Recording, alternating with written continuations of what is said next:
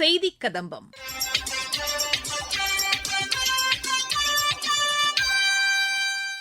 இன்றைய செய்திக் கதம்பத்தில் மார்கழி மகோத்சவ் 2025 தொடக்க விழாவில் ஆளுநர் ஆற்றிய உரை மற்றும் மத்திய அரசின் சமூக வலைதள பதிவுகள் ஆகியவை இடம்பெறுகின்றன.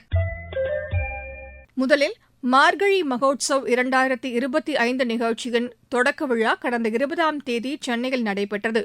இவ்விழாவினை தொடக்கி வைத்து உரையாற்றினார் தமிழக ஆளுநர் திரு RN ரவி. அவர் பேசும்போது, Friends, we know that we are at a phase, our country is in an era of awakening. At this moment comes once, or not in a lifetime, but once in perhaps centuries. And we see that this moment is coming perhaps once in a millennia, when our country is waking up with a sense of its selfhood, who we are.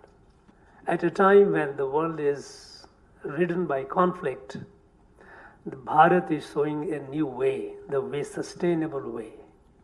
sustainable way for economic prosperity, sustainable way to live in harmony, avoid conflict. This new model, individual and collective, is something very, very new to the world. Unfortunately, in our own country, though it lives in the lives of a common man, at the conscious level we have also forgotten to a great deal. So it is need to revive it. When Prime Minister says that we have a target, we have a destiny, we have an obligation to destiny to fulfill that by the time we celebrate our centenary of independence, we not only be materially prosperous, militarily strong, but we also must be strong in our sense of selfhood, who we are, and that is where it comes the heritage. So development with heritage, he says virasat bhi vikas bhi, vikas and virasat going together hand in hand, and this virasat is the living heritage, is our culture. We need to initiate more and more of our young people into this. Now that kind of modernity is not what we have, or our people, our civilization, our country, which has existed for over 5,000 years, perhaps the oldest living civilization in the world, doesn't subscribe to that. So when we talk about the alternative way to the world, we have to grow modern, at the same time rooted in our values. Now, how do we do that? If we have from sports, we have various quotas, why not culture? It is very important.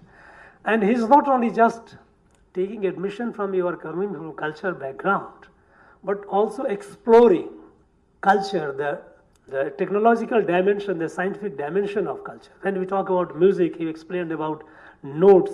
He tried to give it mathematical expression, and I was enjoying it primarily because I am a physics student in mathematics.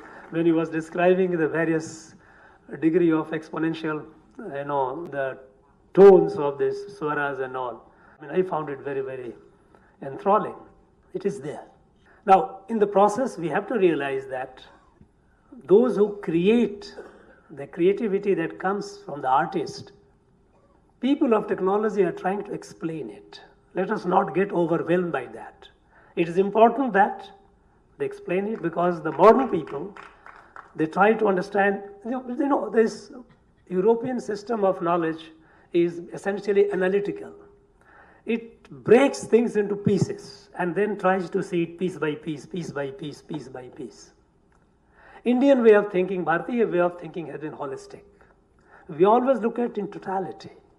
In every atom, we see the universe. We see the entire solar system. This is what it is. So, they have a difficulty in understanding it.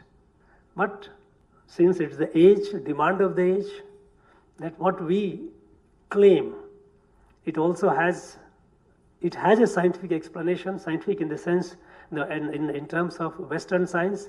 So we also provide that. And our civilizational heritage is so rich in every field that we believe that we have to do a lot of catch up, what people have left behind to understand. And I hit upon one book written by Jung, You know, it's called Red Book.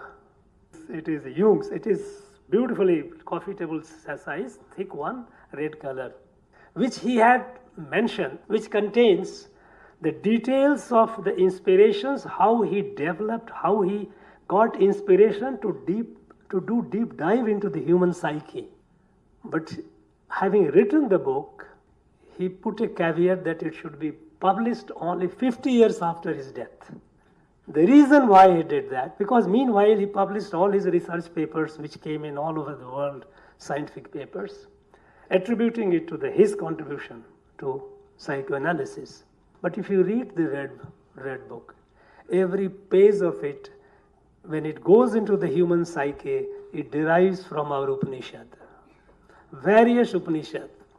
For some reason, human weakness, he didn't have the courage to acknowledge that this wisdom has come from here. So he projected it as if it was his original finding, but he has been honest enough in recording in his book, which was published only 50 years after his death, and it is still available. It is there. So you see, they are doing a lot of PhDs, getting patents into psychoanalysis. What is chitta? What is consciousness? But still we find that they remain confined. They find it difficult to break the barrier that consciousness can be non-material. For us, it is very easy. We always believe that consciousness, chitta, is not confined. It is something different. It is not a function of the matter. Matter conditions its expression, prakriti. Purusha is independent. That is what it is. For them, it is very difficult. So they're still trying to explain that as if that consciousness also is a function of matter. But for us, it becomes very easy when we read and find that, well, it is. Now, we need more and more research. Instead of this knowledge being appropriated or misappropriated by somebody else through modern system of patenting, we need a lot of research here also. I won't be surprised even in our music, if we do not do it, you will find that people in the West doing the patents and coming up with all that, they will do that.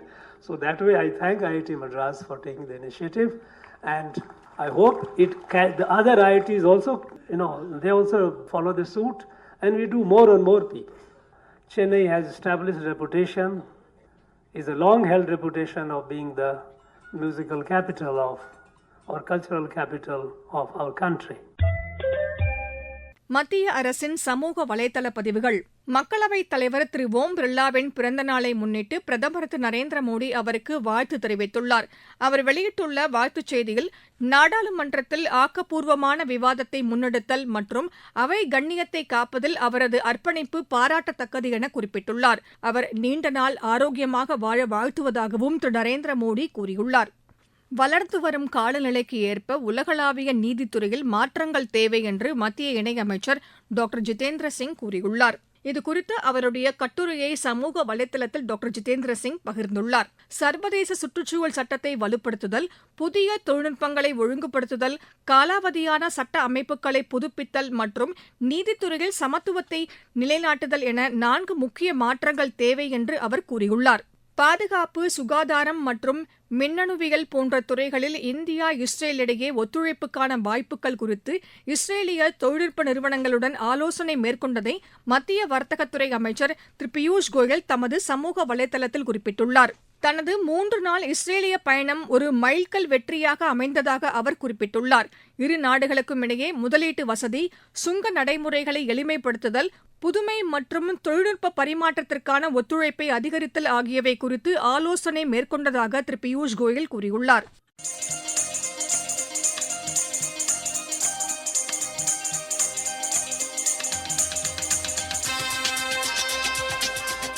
இத்துடன் இன்றைய செய்திக் கதம்பம் நிறைவு பெறுகிறது.